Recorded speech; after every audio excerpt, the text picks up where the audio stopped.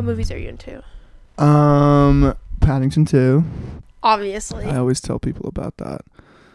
The highest rated on Rotten Tomatoes. Yeah, I know. For a while. I know. It broke a record. Yeah. That's what I always use that fact when people are like, "Oh, haha, Paddington 2." I'm like, "No, it's this so is good." Serious. And Paddington 1 is quite good too. I haven't even seen that one. What? And I love 2. Oh, the first one's I saw the first one in theaters. I know. I saw the second one in theaters. Okay. It's fun. So, what TV shows do you watch? These days, I did You.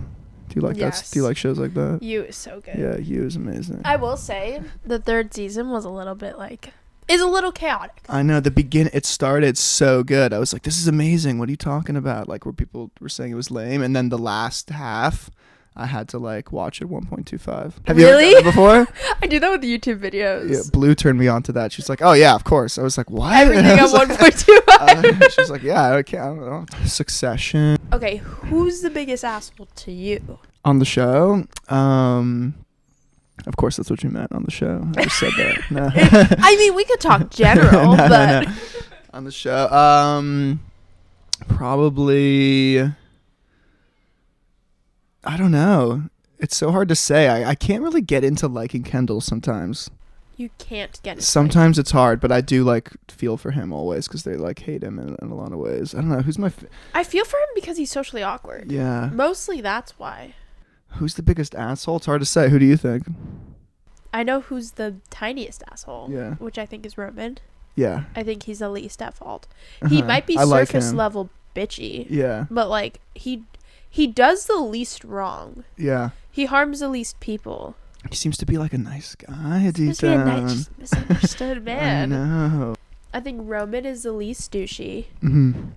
I think Kendall is too rich to understand other people. Mm-hmm. I love the episode where they're like, how much is a gallon of milk? Yeah. And they were like, I don't fucking know. Yeah. And I was like, that's a problem. Jerry is an asshole. A little bit. Yeah. She is not innocent. Yeah. I think Shiv might be the biggest asshole. I know. I think so too. Because Shiv resembles Logan. Yeah. A lot. Yeah. Who are you rooting for? I like Tom. Free Tom. Tom and Cousin Greg. Yeah. Of course I love Cousin Greg. Who doesn't? Do you like Cousin Greg? I do. I think he's so funny. He's so funny. He's charming. Oh my god. I see him walking around New York a lot. I've seen him a few times too. Him, Alec Baldwin, and fucking what's his name from SNL, who I see all the time. Over here. The guy who's definitely California funny. And Kyle Mooney. Oh yeah. Anyway, you just got off of tour. Uh-huh. How was that? It was great. Any thoughts? Any thoughts? It was no thoughts at all. It was great. It was great. Next question. No, it was really awesome to be back on the road, for almost 2 years we couldn't. There were no shows.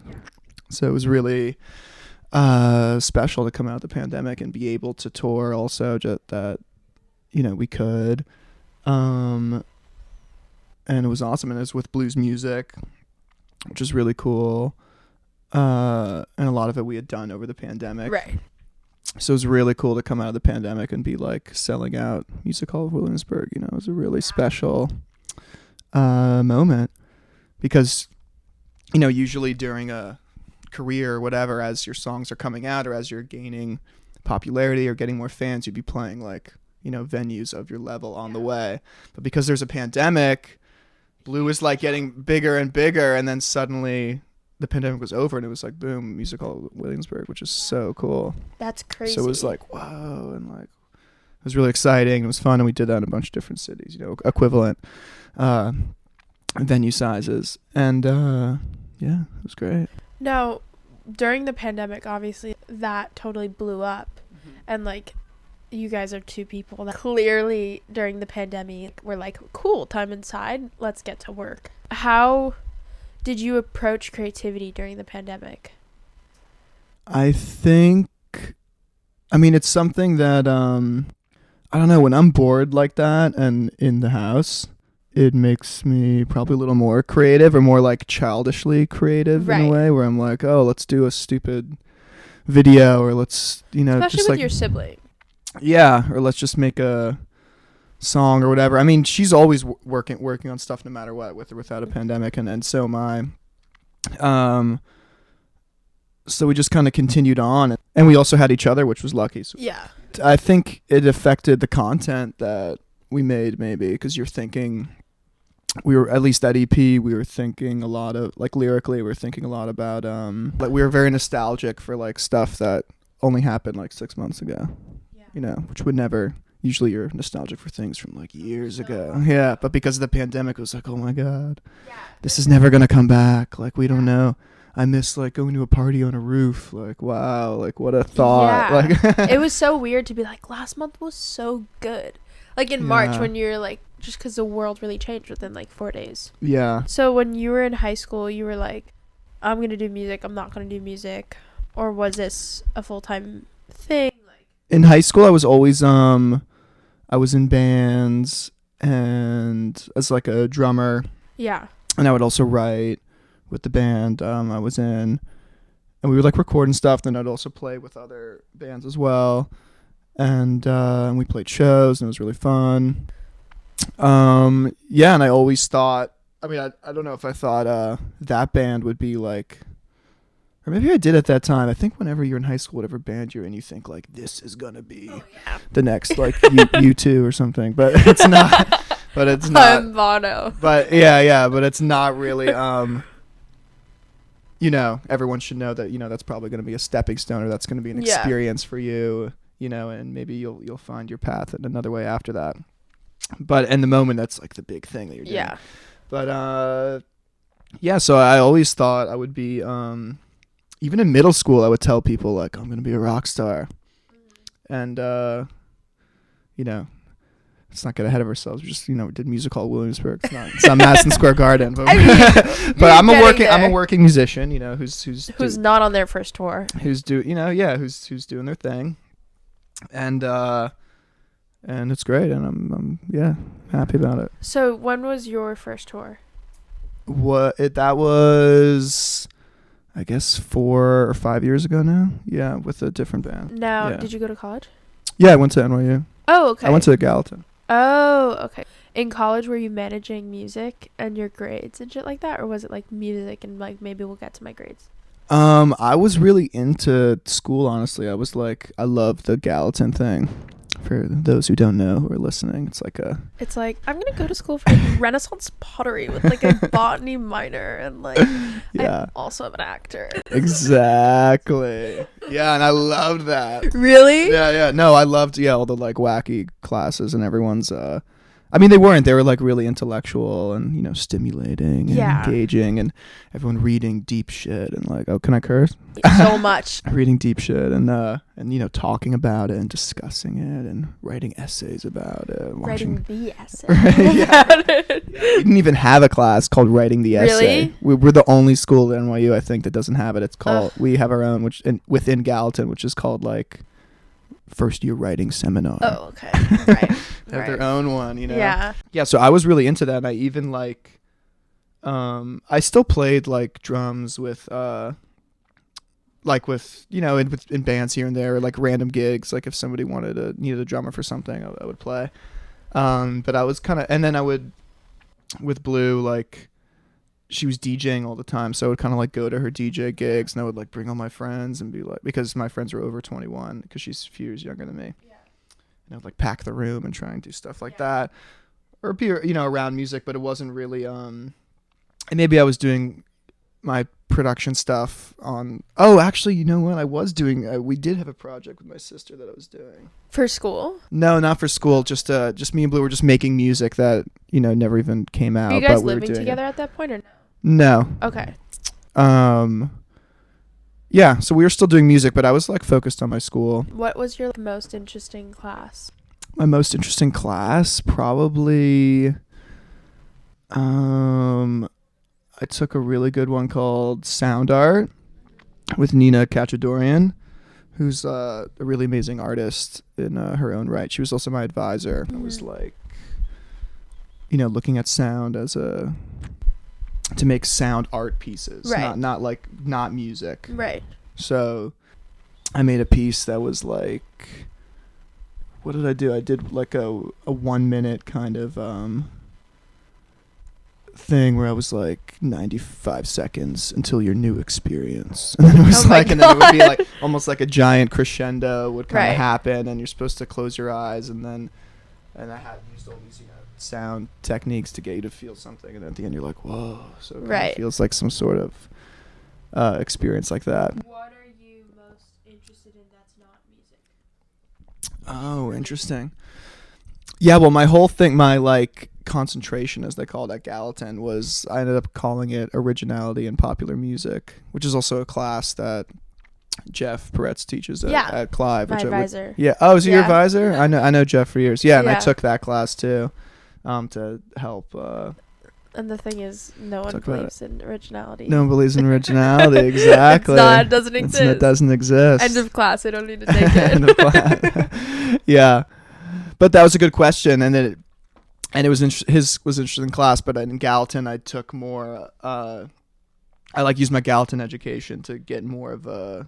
I learned about the ancient Greeks and how they looked at originality, and looked at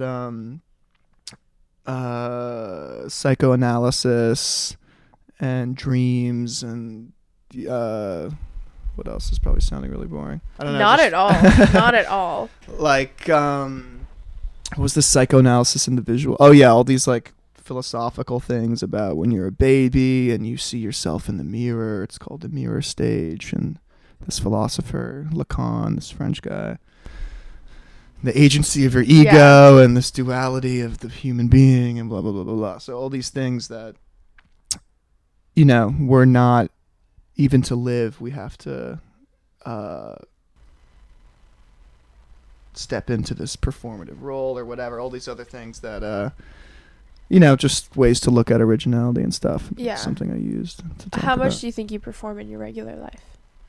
Oh, me as a person, how much do I perform? Probably. It's so funny. I haven't thought about this in a long time. All these deep philosophical questions. All the time. But I'm also like in the thick of it. Walking over here too, because I passed through all the NYU kids. I was like getting back into the mindset. It is like a douche mindset. You think? Oh, sometimes I talk about it, I'm like, oh, I said this thing. It was so NYU of me. Like, I'll talk to my friends that go to, like, other conservatories, and they're like, shut the fuck up. We know you don't only do music. This is very cool of you. Shut up. Like, I can't believe there's no TV show about it that's, like, the classroom is kind of, like, the center of the show, and people raising their hand and saying something really ridiculous, and this kind of, like... I used to laugh about it with my friends in the class after, like, what somebody said, or what I would say, or we would all, well, it's like a fun exercise in, like, taking this meaning from something that really could be nothing. It could be nothing, but it's good, it's a good mind exercise. Fuck, you should trademark that show. It's a Netflix show already. Yeah, I mean, any Gallatin show would be hilarious. Also, you avoided the performance question. Oh, I'll totally say it right now. No, we could say it now. Okay. I think I perform always. I mean, everything is inherently a performance. Beyond the subconscious. Yeah. Like, when am I consciously doing it? Yeah. Oh, I mean, I like to turn it on. I like to do it all the time. Yeah. What's your birthday? August 14th. Leo. I know. Oh, wow. Okay. Me too. August 10th. I was going to say August 10th, right? Yeah. I know, because I remember from the last pod I watched it. Oh, we're me and Kylie Jenner. I was going to surprise you and be like, are you like August 10th? Took it out of my mouth. You said it so quick. It's like a very common birthday. I mean, so many people with the same birthday. I'm a third generation August 10th. Wow. My father, his father, me. Really? It's like, yeah. What? It's like the only reason I'm into astrology, because like everyone like doesn't want to be their dad. Okay. And I was just like, well, I'm a legacy birthday Leo. Like, I need to fucking figure out the difference, Were you all born in the same place? No, my dad's from Los Angeles. I was born in Holland, in the Netherlands. Oh, really? So you have dual citizenship? Mm-hmm. Do you speak any other languages? No. Do you feel like you're missing out ever? It'd be nice. I mean, my dad speaks Dutch, and he spoke to me in Dutch when I was a kid, but my mom doesn't speak it, so it just kind of got lost in the shuffle. How do you think growing up in New York inhibited your dreams in like a good way, in a bad way, or like made you, I don't know, for me, like, I feel like it made me very open to all the types of careers, especially because are you a zillennial or millennial? I think you're a zillennial. Hope I can say zillennial. Trying every day to look more zillennial, you know. Trying every day. Throw out all my skinny jeans. Toss them to the wind. It's crazy. I feel like millennials really paved the way for like alternate jobs. And like, I could start my own business, like someone's gonna listen, and like I pray to Lena Dunham and like all that stuff. But like, I think growing up with that view like made me be like, oh, I could kind of do whatever I want. So how did growing up in New York affect what you wanted to do, or did it not at all? I think it did. I mean, it definitely made me open to so much stuff. I mean, I never grew up thinking like, which is what I imagine people in a small town think, like, oh, I could never, you know, be a musician. Like, that's crazy.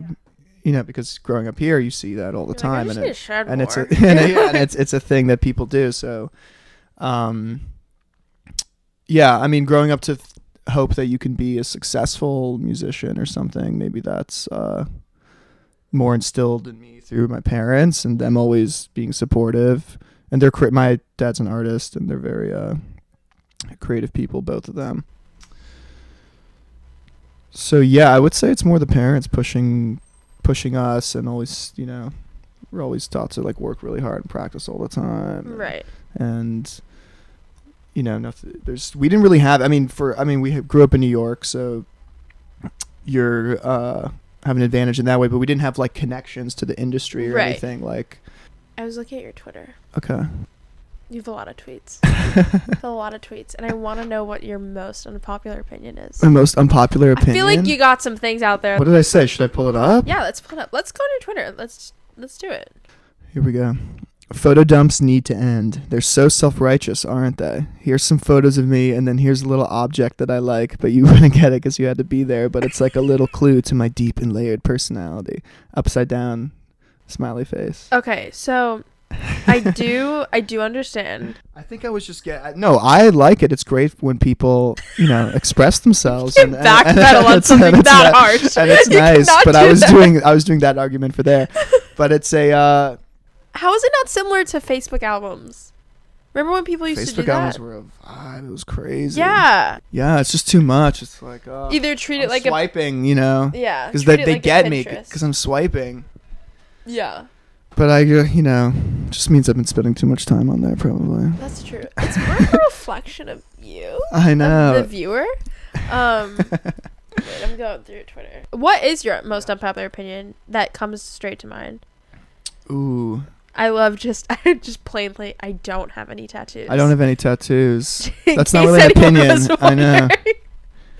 Oh, Coco Melon or whatever, has consistently been in the Netflix top 10 for over a year. Have you ever put it on? I have.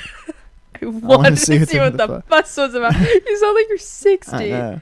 Because I like to watch what's in the top 10. Because I think it's like it's more of a social question, you know. Yeah. It's like, wow, it's not is this good or bad or whatever. It's like totally the wrong question to ask. It's more like people are resonating with this. Let me look at this. Like, I'm curious. That's why I love this like real pop, like crazy popular things. I love to check it out. What's a crazy popular thing you're like, I get it, I understand it, why everyone likes it, and I vibe with it. Oh, I mean, all those shows that I really like.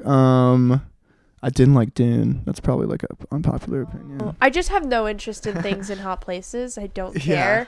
Yeah. There's not enough color. Like, I will not see that movie. Boring. Was it boring? I mean, maybe for us. Are you not a sci-fi person? No, I am. I was just really. I know. I mean, I could be. I don't know. I'm not like.